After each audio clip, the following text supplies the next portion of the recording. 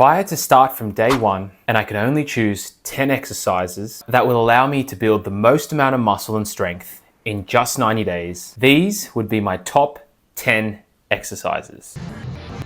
Let's call them the 10 essentials for strength training, or 10 ES for short. Before I get into the 10 essentials, you have to understand that your body is like a machine. And to keep it running efficiently, it has to be perfectly well balanced. And the only way to ensure that you stay well balanced is to train the whole body evenly. So what I like to do as a personal trainer is break the body into sections and choose the exercises which best hit each particular section. So I like to break the body into upper and lower. You don't want to be a guy who's only got upper body strength and weak ass legs and vice versa. I also like to break the body into back to front. For years, I used to just train chest and leave my back, and then I created such an imbalance. Started getting shoulder pain. And that's not what you want. And the last section is straight down the middle, separating left to right and working the body, what we like to call unilaterally. The exercises I will choose today are going to work each of the major muscle groups. They are compound exercises. So for all you newbies out there, a compound exercise is an exercise that works multiple muscles and multiple joints. For example, a push-up and a squat versus something like an isolation exercise like a bicep curl or a calf raise, which only works one muscle and one joint. So guys, let's get into it. The first essential exercise is none other than squats, a huge compound exercise. By performing squats regularly, you pretty much cover all the lower body muscles. You're hitting your glutes, the biggest muscle, you're hitting your quads, and depending on the variation you're doing, you're getting a decent amount of back work and core. A barbell squat is an essential exercise, and I would say it's a full body exercise. Every program should include a squat or some variation of a squat. The exercises I'm choosing today are based on obviously the amount of muscle and strength that they can build you, but also their effectiveness on improving everyday life. You sit down and stand up every single day, multiple times a day. So inadvertently, you are squatting. And the stronger your squats get in the gym, the easier they're gonna be outside of the gym. And that's the whole purpose of why we strength train, to make everyday life easier. Number 2, another huge compound exercise, lower body, or arguably full body, the deadlift. But I'm going to specifically say the RDL, or the Romanian deadlift. So with this variation, you'll be starting from the top as opposed to the bottom. Great for glute, hamstring, also going to hit that upper back and lower back whilst working out the forearms. So if you have weak grip strength, the RDLs will expose that. I prefer prescribing RDLs for beginners, especially because it's slightly an easier exercise to learn with a lower chance of injury. So real talk. Just by performing squats and deadlifts, you've covered the majority of lower body strength exercises that you need to perform. So that's why I started with these two, because they are going to give you the most bang for your buck. We're only 2 on the list. There's more, so stay tuned. 3, we've done all lower body so far, so it's time for an upper body. And one of the go-to exercises for most people is the barbell bench press. You can get insanely big and strong through the upper body, specifically the chest and shoulders, just by barbell bench pressing. Again, it's another compound exercise, works the chest, anterior shoulder, and triceps. I love the bench press. That's why it's number 3 on my essentials list. Number 4, we've done the legs, we've done the front. Now we need to hit the posterior. One of my favorite exercises for hitting the back is the barbell bent over row. This is a great full body exercise that specifically targets the mid back, rear delts, and a little bit of bicep. And the setup is similar to the RDL. You just pause in that bottom position, keeping the core engaged, and then you pull the weight towards your midsection. Number 5, I'm gonna throw you a big curveball here. Probably one of the most dreaded exercises known to man. It's the walking lunge. But like I said before, splitting the body in half, working the body unilaterally is very important, especially to fix imbalances. This is easily one of the best lower body exercises out there. Working balance, coordination, whilst taking the muscle through full range of motion. It's just all round hard. When you're doing your walking lunges, you don't necessarily have to get your knee to touch the floor, but the closer you get, the better, okay?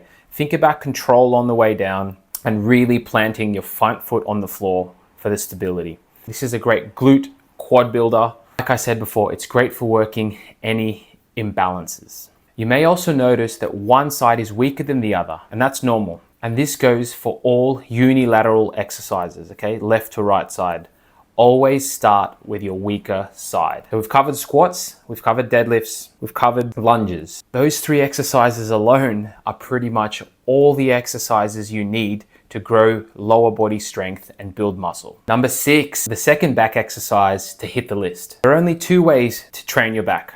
Horizontally, rowing, like the bent over row, which I mentioned before, and then vertically. And that's why we need the chin up. Exercise number 6 of the Essential 10. Chin-ups, great compound exercise, quite advanced. For beginners, I would do it with a band or an assisted machine, but it really demolishes the lats.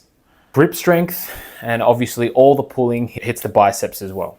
Really emphasize, like I said before, with all back work, that deep stretch on the way down and getting that big proper contraction on the way up. Sometimes I just like to hang there in that bottom position. It's going to be a lot harder. It's an amazing stretch and shoulder opener as well. We're pretty much at the bottom of the list here, and almost everything has been a compound exercise.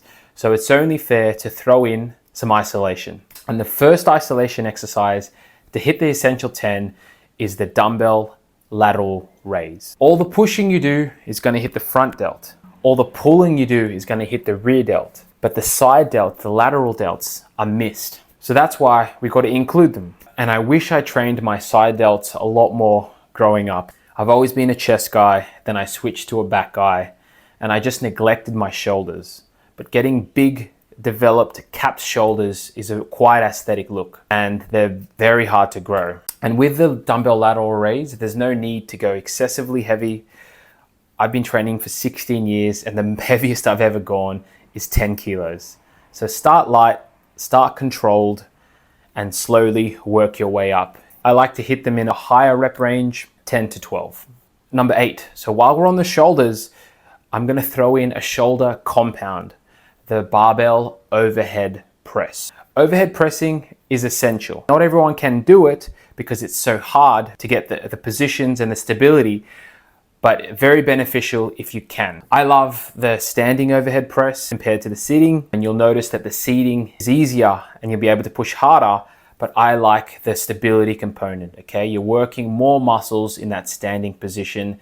A lot more things have to go well, and I just like doing the harder versions of things most of the time. So barbell overhead press, essential exercise for overall upper body strength and just that stability. 9, seated dumbbell curls. Curls get the girls. Yes, you inadvertently, like I said, get the biceps every time you do a pulling movement like rows and pull-ups or chin-ups, but it's important to target them in isolation. I would say out of all the exercises, mostly everyone can feel a bicep pump, okay? It's the easiest, most satisfying pump you can get, the bicep pump. I usually do them, like most isolation exercises, I push them towards the end of my workout, and a typical kind of how I would hit dumbbell bicep curls would be 3 sets of 10 to 12 at the end of the session. Let's quickly recap everything so far. We've hit lower body, we've hit upper body, we've targeted front and back, we've done some unilateral work. And the last exercise to hit the 10 essentials list, the only thing missing in the puzzle is triceps, and specifically the dumbbell skull crusher. These are my go-to arm exercises, seated dumbbell curls and then dumbbell skull crushers. Most people focus on just the biceps, but they don't realize that the tricep is 2/3 of the arm. And the dumbbell skull crusher is a great exercise for developing triceps. Like the biceps, I like to superset them, 10 to 12 reps of biceps, straight away into 10 to 12 reps of dumbbell skull crushers. And this has probably been one of my go-to supersets for the last 10 years. So there you have it, guys. Those are my 10 essential exercises for building muscle strength and a well-balanced physique. Have you done them before? Is there anything you would add? Please let me know in the comments. Thank you so much for watching, guys.